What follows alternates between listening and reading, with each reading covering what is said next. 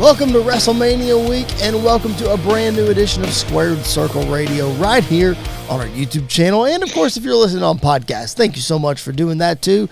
My name is Chris Belcher. That's the Young Buck, Andy York. And Andy, it's WrestleMania week. We got to talk about the 2026 Hall of Fame class. I'm excited to break this one down. Low key, man. This one's loaded. Yeah, this is a lot better class than in recent history, like from top to bottom. I think everybody on this list pretty much deserves to be on there. And so I think it's, maybe like one or two, they're like, that's kind of a stretch, but a majority of them, it's no doubt why they're on there and why they should be on there. For sure. I think it's the most loaded class, Andy, since you and I went to the Hall of Fame ceremony in 2022 in Dallas. You had The Undertaker, Vader, Steiner Brothers, Shad Gaspard, Queen Sharmell. Okay. But for the most part, that was a loaded class, and this one is too, for sure. So let's break it down. Before we do, a reminder, like the video, subscribe to the channel, all the things. We're dropping content all week long. You can always go back and check out past episodes in our archives. But Andy, let's talk about, I don't really know who the headliner is of this class. They haven't really said, but I'm going to go out just on a limb and say that AJ Styles is the headliner of the 2026 Hall of Fame class. And Andy, we say it all the time. You name me a better wrestler that had a better 1 year run, rookie year in the WWE than AJ Styles. And Andy, I racked my brain. The only one I could really come up with that's even comparable is Ric Flair from 91 through 92. So it was like a little bit of a year plus. So you could lump AJ in there too. But Flair's the only one that I can even think of that got close. But Flair was a global superstar before he got to the WWE. AJ wasn't even supposed to get there. He wasn't supposed to make it, and he proved everybody wrong, man. Yeah, I think the only one I can really think of, I mean, maybe Brock, because Brock had a wild rookie year. Maybe Randy, but even then, I think Randy's rookie year wasn't great, but it was the year that he really got into it. And then Kurt Angle, I think, is another one. But even then, I don't think anybody did it like AJ did it. Yep. Because not only was he the guy, he was the second guy outside of Sting that nobody thought was coming to WWE. And then Sting showed up in WWE, and then AJ kind of followed right after. Mm-hmm. And I don't think anybody really thought that was going to happen. And then he gets there, and everybody's fear is AJ's here, and he's going to be the example of, this is why you don't try to go outside of WWE. You come to WWE, nowhere else, that kind of thing. And then our fears were kind of true a little bit with the whole Roman Reigns. They threw him right into a feud with Roman as world champion, as WWE champion. And it started rocky, but then from that heel turn on, AJ Styles was the best thing in WWE that year. And I don't even think it's really close. So I think this is more than deserved. They put guys in for outside of WWE careers. I think if you look just at his WWE run, he deserves to be here. I think his career as a whole, he has to be the headline this year. Yep. For sure. Yeah. And I'm sure they're going to talk about that and all that kind of stuff as they induct him. But for the sake of this argument, you hit it on the head, man. WWE career, he's in the 10-year run that he had. I mean, you mentioned it. He goes in, has a WrestleMania match with Chris Jericho, immediately into a program 2 months with Roman Reigns. Then he's at a program with John Cena for 3 months. Then he wins the world championship. And, it just pile it on and on and on. So, yeah, man, his WWE run he's in, his pre-WWE run, he's certainly in the Hall of Fame. And I'm sure a TNA Hall of Fame induction is right around the corner for him. Yeah. I don't think they'll do it this year since they've already announced who they're going to do it Bound for Glory. I don't know that they do more than one, but regardless, it's going to happen sooner rather than later. Let's talk about that because in the 10 years that he was there, Andy, I know that you were a fan of him before he got to WWE. I was very aware of him, but I wouldn't say that. No, I'm not nearly the fan that I was then versus now. That's for sure. So I think he's one of those guys that came in and made people believe that he was a WWE guy.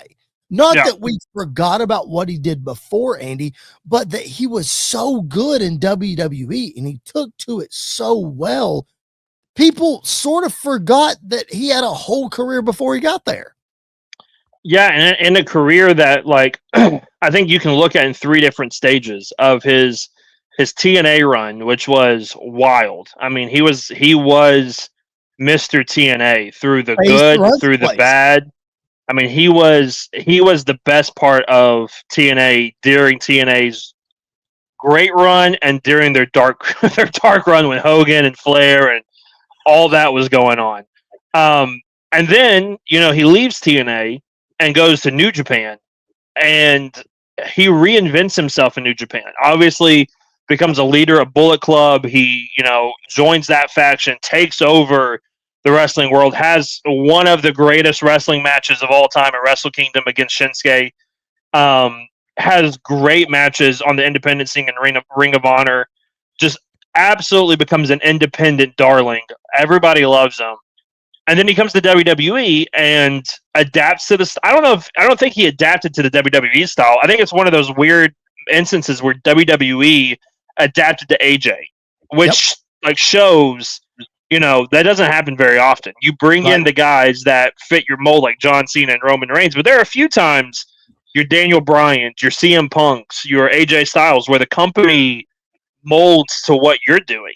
Yep. And that's exactly, I think that is the telltale sign of anybody's career. If you made the biggest wrestling company in the world mold to your style, then that's how great you are. Yeah. So, like, I think it's just a tale of three parts of his career. All three separately are Hall of Fame careers. You put them together, and it's one of the greatest wrestling careers of all time. Like, we talk about his in-ring work. Yep. I think we talk about Mount Rushmore of in-ring wrestling. I don't think you can have a Mount Rushmore without having AJ on it. Yep. Like, I think there are probably two guys right now. I think Shawn and AJ are the two guys that has to be on it. Yep. We're getting to a point, though, where, like, the Mount Rushmore is kind of solidified almost in a lot of ways of Shawn, AJ. I think Daniel Bryan almost has to be a lock on there.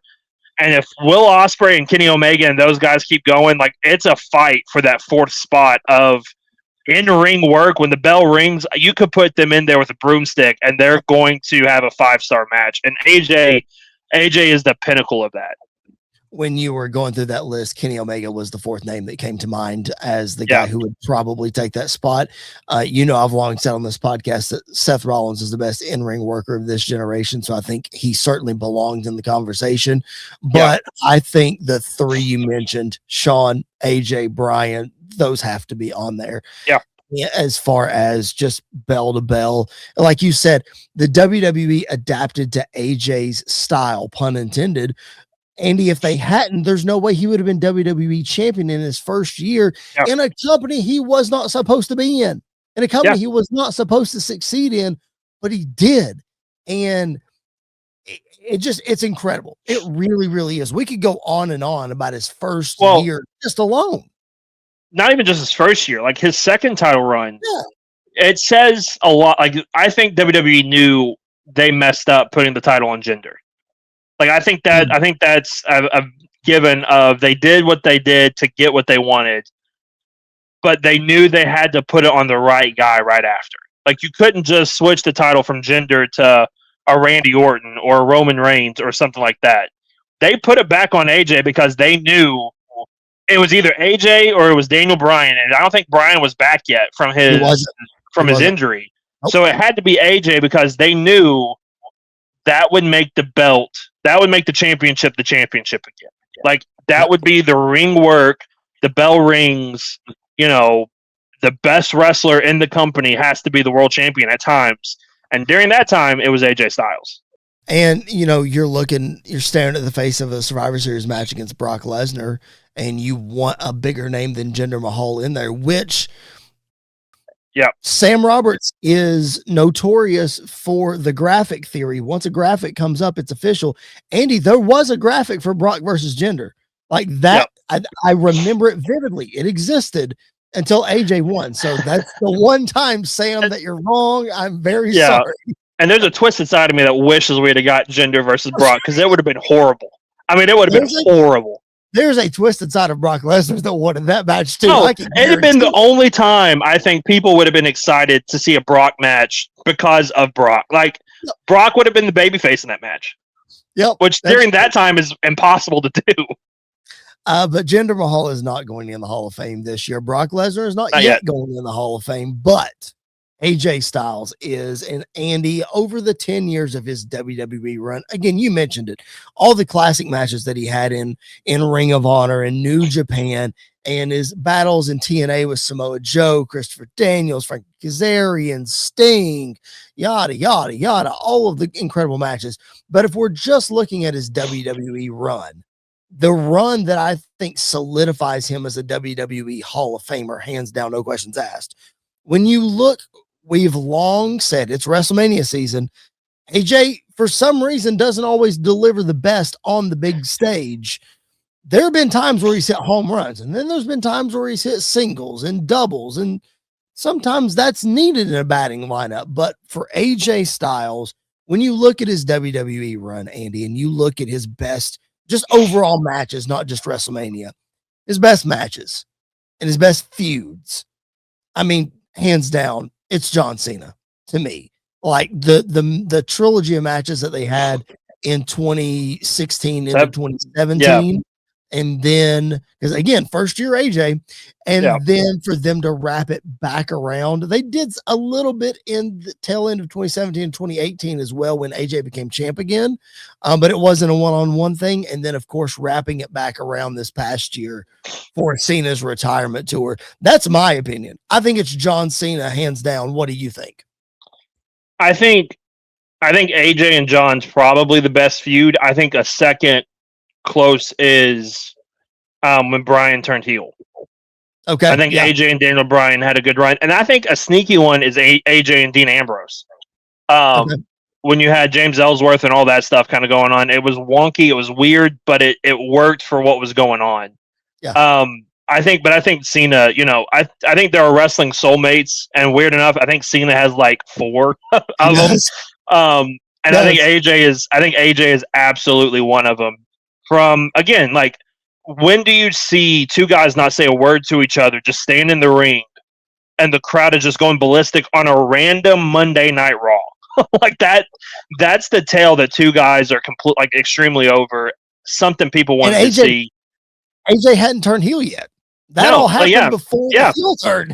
That was the night it happened. That crazy moment.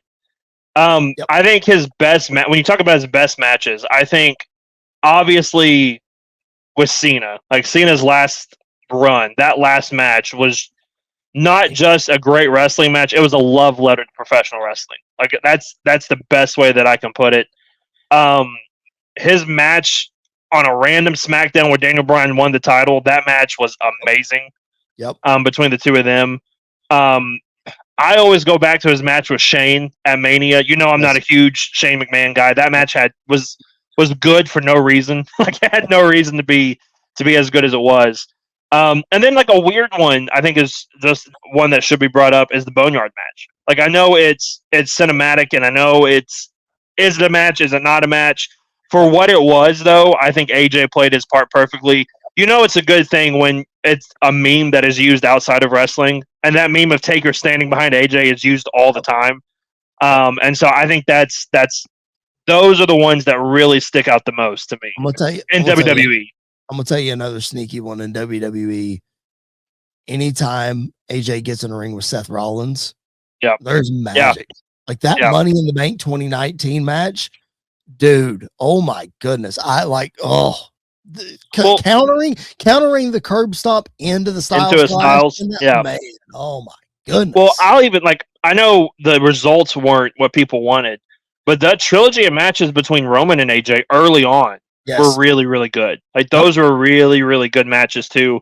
AJ and Jericho is another one that was fun. Y2 AJ was a fever dream of a moment that happened, but was always really good. The one outside of WrestleMania disappointments, I think the one thing I was very disappointed in was the club wasn't as big of a deal as it should have been. Sure. Like I think the club could have been something special. But that being said, that random AJ Finn match we got when Bray Wyatt got sick, was ridiculous. Ridiculous. Especially because AJ had to fly home from wherever he was doing an overseas tour. Yeah, man. Oh my goodness. I forgot about that match for sure. AJ's one-off matches are probably the best. They're really good. Yeah. The feuds, okay, fine. The one-off matches, dude, just and who can forget about AJ and Samoa Joe when it was all about Wendy, Daddy's coming home. Oh my goodness. Oh, that's so good. All right, AJ Styles, congratulations, the headliner of the 2026 Hall of Fame class. If you're just now checking out this episode, welcome to Squared Circle Radio. It's WrestleMania week. We're breaking down everything WrestleMania. This episode is all about the 2026 Hall of Fame class. We just broke down AJ Styles. We're going to break down more in just a minute, but want to remind you, like this video, subscribe to the channel, follow us on podcast if that's where you're checking us out. And if you're listening on SportsWire Radio, you're listening to two Hall of Famers. So support us. We appreciate that. Support the rest of the channel. That's the Young Buck Andy York. My name is Chris Belcher. And Andy, the female representation of the Hall of Fame class this year goes to none other than the billion-dollar princess, Stephanie McMahon. Again, you can argue she's the headliner of the Hall of Fame class. And Andy, you can make the argument that rightfully so. She's a huge player in the Attitude Era, even in the Ruthless Aggression era as the SmackDown general manager, and of course into the reality PG era with the Authority and things like that. But Andy, what made her so good, I want to be careful how I say this, because everybody has pride in them and nobody wants to look bad intentionally. But Stephanie McMahon was the kind of performer that would do pretty much anything to get somebody else over, even at the extent of herself, no matter what name Chris Jericho called her or this, that, and the other. Like, she did what it took. She knew how to get people over, Andy, and that's what made her so special. Yeah, I have a weird relationship with the Stephanie McMahon character because when I first started watching wrestling, she wasn't really there much. I think I came on basically around, I don't know if I remember 25 or not. I've gone back and watched 25 and WrestleMania 25 with, Randy Puntner and everything like that. That's a good storyline. But I don't remember much about Stephanie McMahon up until the Authority. Okay. And the Authority was great until it wasn't. The Authority ran its course pretty quickly. And Steph, I think, was part of that for a reason. That was her character. That's who she was on TV. You were meant to hate her. You were meant to hate everything about her. I have gone back since, though, and seen the things that woman has gone through because of her insane father. That no daughter should have to go through because of their dad. In ring, in storyline, and let's be real honest, outside of the wrestling world as well. That man has put her through the ringer. Yep. So she more than deserves to be in the Hall of Fame. Everything that she has done in her career has been building to this. She deserves it from obviously not in-ring stuff, but the character that we see on TV and the progression that we have seen. She more than deserves to have this spot and to have this moment. I'm curious to see how it's going to go. I'm curious to see who's there and who's not. I think it's going to be very interesting to see. Not just her dad, but I wonder if her brother's going to be there. Like, there's a lot of things that are very interesting and very curious. But the last couple of years of Stephanie have been fantastic. She's been a great, representation of the company. Not being on screen as much, I think, has helped her a lot. Yep. And so I think it's the perfect time for them to do this. Yeah, I completely agree. That's one of the things that I had in my notes too, is her contributions off camera is something that just gets her in the Hall of Fame for that. How many foundations that she has led, and being the chief brand officer, and the way she's fought for women and, to get them more time, and led that, and just this, that, and the other. You can look at Connor from WrestleMania 34 or 31, 30. I'm sorry, 30. I'll get it right in a minute. With her being a major player in getting him, and that kind of thing, and meeting him, that sort of thing. But so all of those contributions, incredible for her.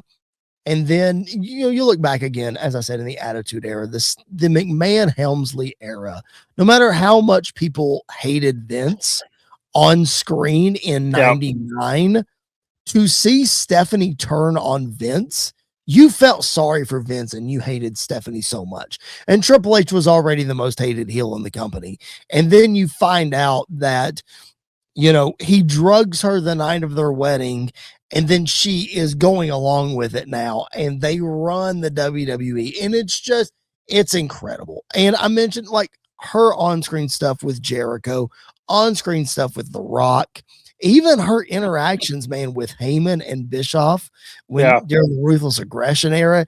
It's so good. Like, I just cannot get over her character work. And you can even go back to this past promo, her last appearance with Cody Rhodes. Like, no matter how you feel about Cody Rhodes, Randy Orton, Pat McAfee, whatever, which we've talked about ad nauseum, we're going to continue to talk about it till it's over. But even her random appearance there, Andy, like, she commands that attention as soon as she walks in, because I don't know if you felt this way at the Royal Rumble last year when we were there, but when she walked out as a surprise to start the show, you just never know what you're going to get from her, because she's so polarizing, and she could really pull a rabbit out of a hat no matter what. Yeah. Yeah. You never know if she's a heel or a face when she comes out, which I think is always interesting. I think that was kind of how it was for Triple H too. Before he came into this role, every time he would come out, it was like, is he a heel? Is he a face? You flip the coin. You never really know. But yeah, she is a very polarizing figure. Not obviously to the extent as some other people in the company are. But there are two sides of the coin, where people who love Stephanie love her, and the people who hate her are going to hate her no matter what. And that's kind of true with everybody. And so I think everything she's done for the business, everything she's done outside of the business, I think has absolutely led to this moment. And, even like some of the storylines that she's been in, no matter how wild some of them were, and how, Attitude Era some of them were, and even like modern, like, some of them weren't great. Most of them weren't great. Not because of her, but just because of the situation and everything that they were thrown into. But then, like, you could argue Daniel Bryan's not really his moment without Triple H and Stephanie. Yep, no doubt. So, like, I think that, I think that really plays its part. The debut of Sting doesn't really make. I think it makes an impact no matter what, but it makes an even bigger impact because of the implications of that match, even though it lasted for less than a week before that stipulation was overturned. But like, I think what she's been in, she gives it her all. Yep. And I think that is all you can really ask for from a non-professional wrestler in the wrestling business. Yep. Yeah. No doubt. A surefire Hall of Famer, completely deserves it. Very glad, like you said a few minutes ago, this is the perfect time to be able to put her in, especially when she, the Undertaker, and Shawn Michaels duped Triple H last year into getting him into the Hall of Fame along with Nick Khan. So the roles are reversed, and now Stephanie gets in, which is again very well deserved. We're talking about some old school stuff. Let's talk about some old school inductees. I might have to educate Andy on a couple of these guys, but let's talk about Bad News Brown. He had a short run in the late 80s, early 90s in the WWE, most notable really for his time in Stampede Wrestling up in Calgary, his hometown, in the 80s. Won one of the first WrestleMania Battle Royals at WrestleMania 4. The first one was at 2. He won the one at 4, last eliminating Bret Hart. So again, the Calgary connection there. But most everybody knows him, Andy. If they don't know him this way, they've seen pictures. The infamous match that he had at WrestleMania 6 with Roddy Piper, where Roddy paints his whole body half black, couldn't even get the paint off, had to walk through the airport half black, and that's a whole other story for a whole other time. But man, Bad News Brown getting into the Hall of Fame this year, one that a lot of people just don't know a lot about. Yeah, I don't know a whole lot about him. But he's one of the ones that when people talk about people who aren't in the Hall of Fame yet, his name is normally brought up kind of quickly of like, why is he not in yet? So like, I think this is very deserved. I mean, going back and looking, especially during that time period, we do it today with guys like we talked about even with AJ, but guys' career outside of WWE should absolutely count for what they're doing. And the stuff that he did outside of WWE and Stampede, like you mentioned, brought him to the dance, brought him to where he was. Having the endorsement and being and working with guys like Bret Hart and things like that give you that extra step even more. So I think, this isn't what was his name? Hillbilly Jim moment. This isn't, this isn't somebody that is just an old school wrestler that we have to fit in to get in. No. He absolutely deserves this spot in the Hall of Fame. Yeah, you listen to Edge talk about, when he was coming up in the mid 90s, Bad News was already out of the WWF at that point, and he wrestled Bad News a ton on the indies, and he credits Bad News for helping him and Christian and so many others on the independent circuit in Canada. So again, like we talked about Stephanie, Bad News' influence goes far beyond his actual in-ring career. Yes, he was still active until 99, but the way he was able to help young talent, and you mentioned he did have in the late 80s, early 90s, he was a big time heel. He had prominent programs with Savage and Hogan and, stuff like that. So he was doing stuff. His problem, especially in the Piper feud, was that he didn't want to lose. And most old school guys have that mentality. So maybe that shortened his WWF run just a little bit. That's just saying. Well, the circumstances around that too, if I was him, I probably wouldn't want to lose either from what was happening. That's true. Didn't want to lose to Hogan. Didn't want to lose to Piper. Well, you're not going to put those guys over. You're probably not going to last long. But Bad News Brown, a well-deserved induction, another well-deserved old school induction, Andy, one that wrestling fans, young and old, have been waiting on for a long, long time. Axe and Smash Demolition finally getting this settlement settled, if that's what was holding them back. I'm not gonna speculate wildly. All I'm gonna say is Demolition. If there is any person in this class that is set to take their absolute rightful place in the Hall of Fame, it's Axe and Smash of Demolition, man. They held the tag team championship record before the New Day broke it. They were the Road Warriors of the WWF before the Road Warriors got there, and just hard hitting, nasty. You did not want to face this team, and that's why people look back on them so fondly. Yeah, I don't know a whole lot about them. I haven't seen a lot of their of their matches and stuff.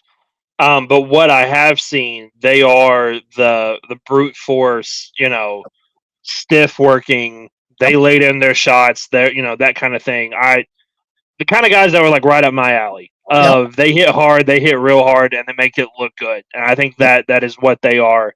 I think a lot of people know, especially like my generation of wrestling fans, know them because of New Day breaking their record, and then everything that's kind of happened after that, like with them and the lawsuits and everything else.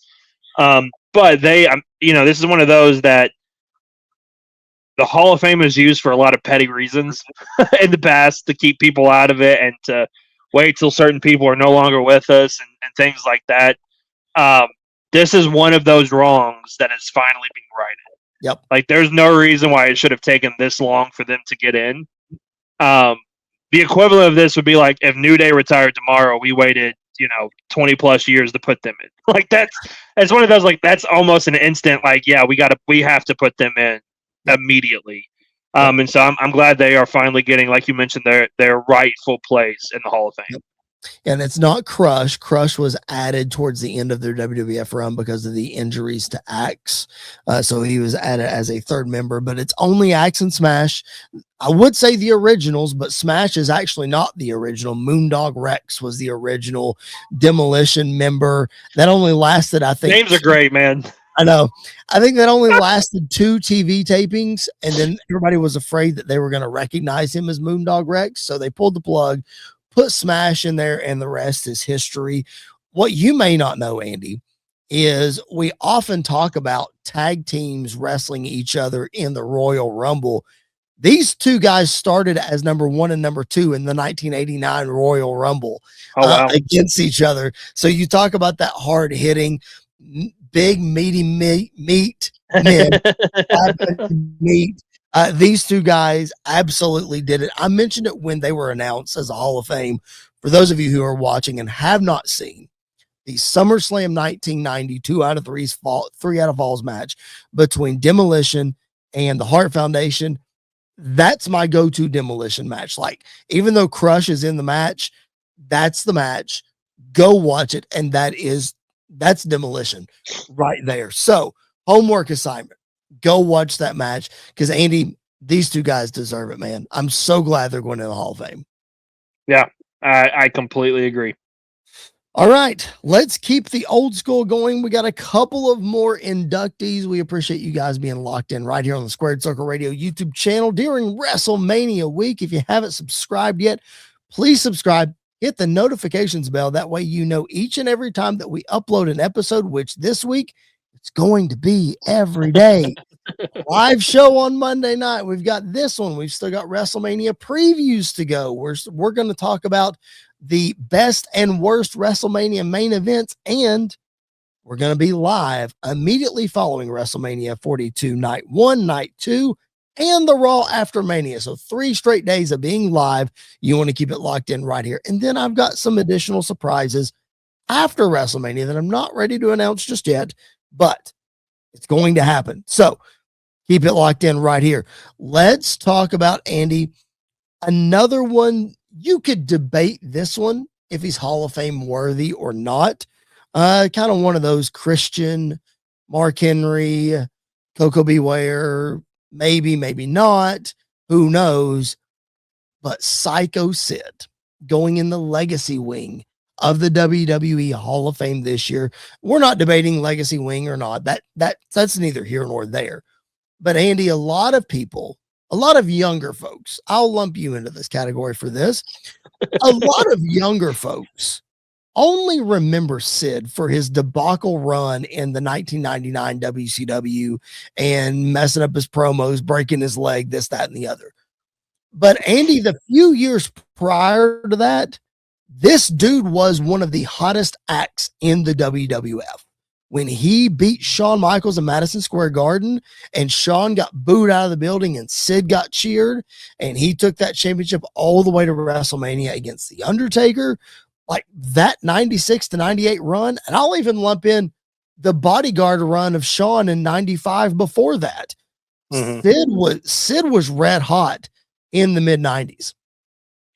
Yeah. Sid's one of those guys that absolutely looked the part. Like, he absolutely looked the part as a main event top guy. And yeah, like you mentioned, like, my first introduction to Sid was the clip of him messing up the promo, his awful leg injury. I mean, might be one of the worst leg injuries in wrestling I've ever seen. It's horrible to go back and watch. Yes, it is. The story about him crapping himself in the ring. Was that at Mania against Taker? That's Mania when he did it. The Undertaker. Yep. Yeah. So like I know about that stuff. Apparently, like he loved softball more than anything else too. Dude, there are jokes, there are long legends of the fact that Sid would fake an injury to go play softball. Yeah. To go away from wrestling and to go play softball. Yeah, I get it.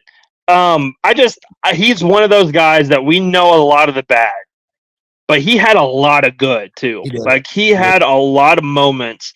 You don't, especially like during that peak time of Taker, like you don't just get a random main event WrestleMania spot with Taker. Right. You know, I know we've had some stinkers in the past and everything, but like that was not one of. I know the match wasn't great, but you still get that spot. You get that moment. Not only that, dude, but look at his first run in the WWF when he came in and they thought he was going to be the next big babyface. He had a main event match against Hulk Hogan at WrestleMania. I mean, they thought he was going to be the guy coming off a WCW run where he was tag team partners with The Undertaker before The Undertaker came to the WWF. And I look at that WCW run in the early 90s. If they would have known what to do with Sid right then, man, he could have been huge because he feuded with Sting when Sting was champion. He put Brian Pillman on the shelf. If you go back and watch the 91 War Games, how many times he power bombed him. Like Sid was a monster. They just, you can't get in the way of Sting and Flair and Luger and that kind of stuff. Well, he also, I mean, I may be completely wrong here. I may be thinking about somebody else, but did he not also have an ECW run? He had a short ECW run. You're right. Yeah. Yeah. So like there are a lot of moments of Sid that you can go back and look at. Is he the greatest, in-ring guy? No. Could he cut a great promo? Not at all. But he looked the part during a time where you had the giants of the world of professional wrestling running around. Yep. And he was looked at least physique-wise on their level. And he was able to hold it up for a period of time. He wasn't able to do it for a long duration. I would say he did it about as well as Luger did. Like I think him and Luger are very similar arcs in their career. Yes. And people hold Lex Luger up to to a high regard. I think Sid has to kind of be held in the same vein. I completely agree, man. I really do. I got to meet Sid once out in the parking lot of Monday Night Raw in 1997 after he faced The Undertaker in the main event. Got an autograph and a fist bump.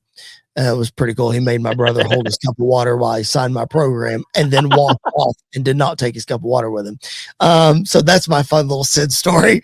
Good time. Yeah, good times. Good times. So Sid in the legacy wing of the Hall of Fame. Now, what that means is if you're reading the internet wrestling community and all the sheets and all that kind of stuff, Sid's son, Gunner, was interviewed and he said that he will not be giving a speech at the Hall of Fame. They're not allowing them to do so because Sid's in the legacy wing. But Gunner said, even at that, you don't want to hear from a guy that you don't have a clue about. You want to hear from him.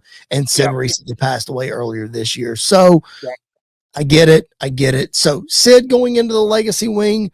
Let's talk about another special wing, that being the celebrity wing. This year's inductee, Andy, if you're going to miss an NBA Finals practice with Michael Jordan to go show up at the Tonight Show with Hulk Hogan and do stuff with WCW and just go AWOL from the Chicago Bulls, you deserve to be in the Hall of Fame in my book. Dennis Rodman in the Hall of Fame this year. Rodman was a professional wrestler character in the NBA. Yes, I think is the best way to put it. That dude has lived 4 full lives in one life. He has. Which is wild. I mean, he is a NBA world champion, played with the greatest player of all time. Yep. Played on one of the greatest teams of all time. Yep. Played for one of the greatest coaches of all time. So like his NBA career by itself stacks up. Oh, but he also did this massive run in WCW and like did a lot of things there. And then he was like best friends with one of the most evil men in the world. Like his life makes no sense. Married Carmen Electra. Yeah. Like wore wedding dresses to games. Like he is a professional wrestler in the NBA world. He was Johnny Manziel before Johnny Manziel was Johnny Manziel. I don't think Johnny was that. Like, I don't think we've ever seen somebody like Dennis Rodman before.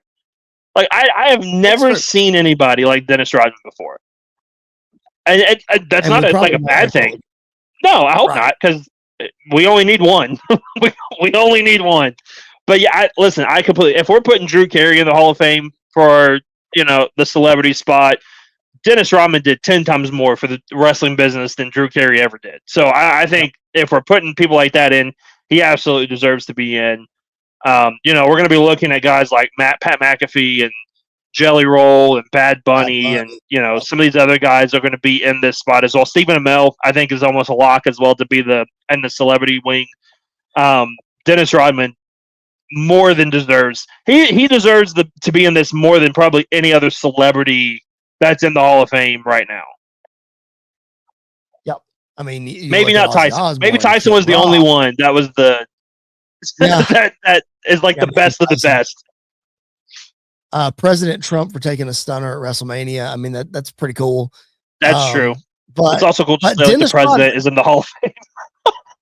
True. That's so true.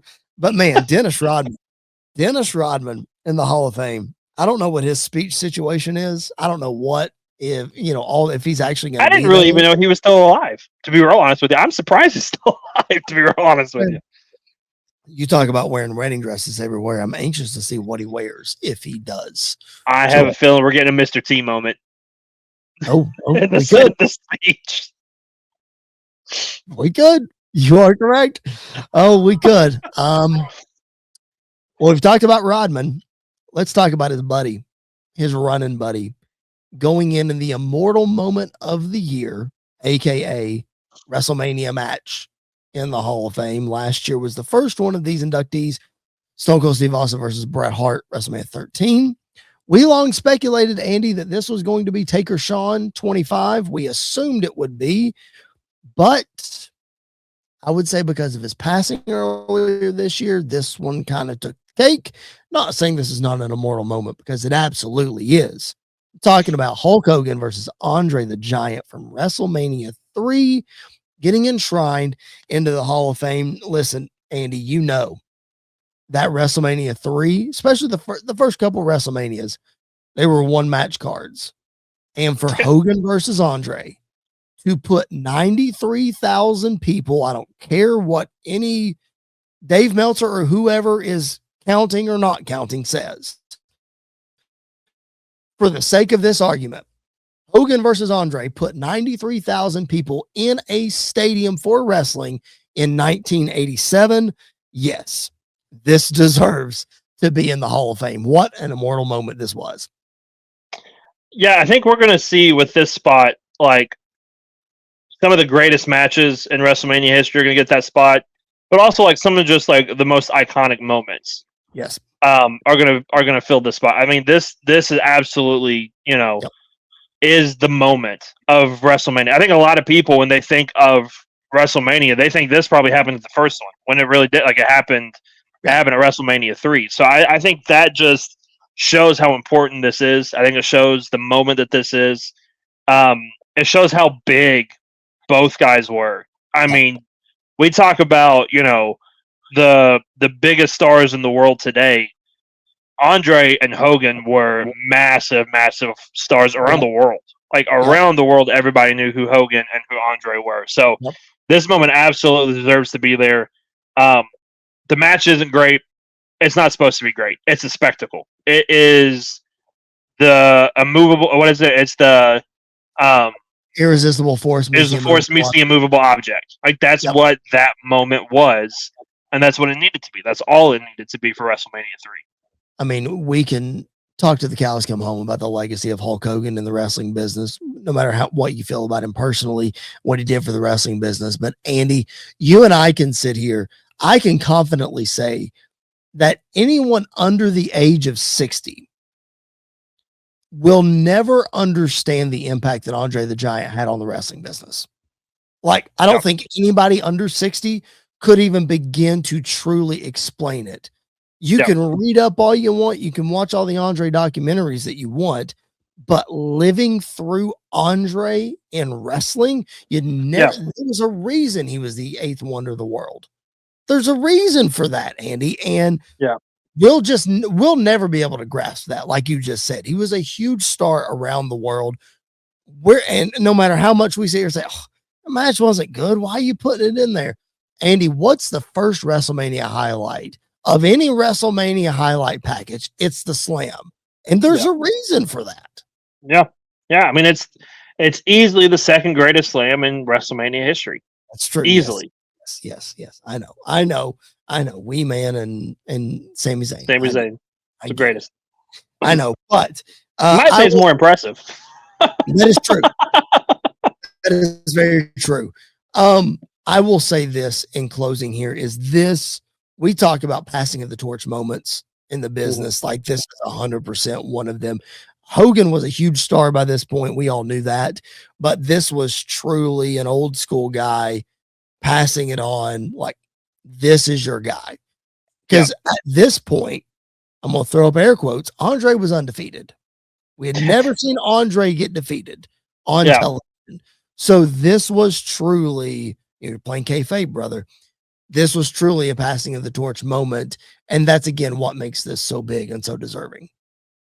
Yeah, I mean, Hogan was obviously a massive star, WrestleMania 1 and 2, but I think this moment, like, solidified him as the face of, like, it's very rare that you see guys that are faces of the company, right? Like today you can talk about Cody, you can talk about Roman and AEW, you can talk about it being Hangman or MJF or whoever. It's very rare that you have the face of professional wrestling as a whole. Yeah. And Hogan was that. Like, this moment made Hogan this made Hogan the face of professional wrestling. Yep. Like when you think, even today, like when you ask a lot of people who don't watch it, if I say the word professional wrestling, who's the first person you think of? A lot of people are going to say Hogan. Yeah, for sure. A lot of people are going to probably say Hogan or Rock or Cena. Like, those are the three that a lot of people are going to circulate. But even today, like even still, a lot of people still say Hogan. Yep, for sure. And again, people 60 and above could say Andre, especially growing up during that. During that time period. Andre, absolutely. You know? Absolutely. 7'6" or whatever it was, ridiculous. You know, had to take. I mean, let's be real honest. If you picked Andre up and put him in today's wrestling world, he would still be looked at like he was then. I know we got like Big Show and stuff, but Big Show was not doing what Andre was doing. Like, Andre was just a spectacle of his own, but he was also a character that like was entertaining to look at. He wasn't just this big dude. Like the way he talked, the way he handled himself, being managed by one of the greatest managers of all time, like all of that just really, really, really helped him out. Yeah, for sure. And it influenced so many people coming up in the wrestling business. You mentioned the Big Show, Undertaker, Bully Ray, Mark Henry, you know, all of these guys. Yes, they're bigger guys, but who'd they have to look up to? You know, you got smaller guys who looked up to Shawn Michaels and Bret Hart and whatever. Well, who'd the big guys have to look up to? Andre. And it's a whole side of the wrestling business that wouldn't be what it is without Andre. So kudos for getting this as the immortal moment of the 2026 Hall of Fame class. And that's going to wrap up this episode. We hope that you have enjoyed it. But Andy, we got more to go. This is early in the week. I laid it out earlier. We're going to preview. We're going to talk about some more old stuff, live reactions. I'm going to shoot a vlog while I'm in Las Vegas, and that's coming next week too. So it's a great time to be subscribed and locked into the Squared Circle Radio YouTube channel. It is. It's the best week of the year for us. It's the busiest week, but it's going to be a lot of fun. You know, who knows how the weekend's going to turn out? It could be one of the best WrestleManias of all time, and it could be and disaster at the same time. It's a flip of the coin right now, so it's going to be a lot of fun to dive into this whole week of. It's always fun to me to go back to like remember when we were record these episodes the week of Mania, and like the feeling we would have at the beginning versus the feeling we'd had at the end. 39 had a very wild ending that still gets me going. 40 had an amazing ending. Last year felt defeated. This year, what are we going to get? It's always fun. High. It's time for another high. We got to go back up. We need to go back up. Gotta go back up. Oh my goodness. And full disclosure, I'm pretty sure this episode's coming out early in the week. So it is still early in the week. We are pre-recording it. We're not live like we normally are. But again, keep it locked in right here for brand new content each and every day for the next 10 or so days. All right. For Mr. Andy York, my name is Chris Belcher. This has been another edition of Squared Circle Radio. We will catch you guys down the road.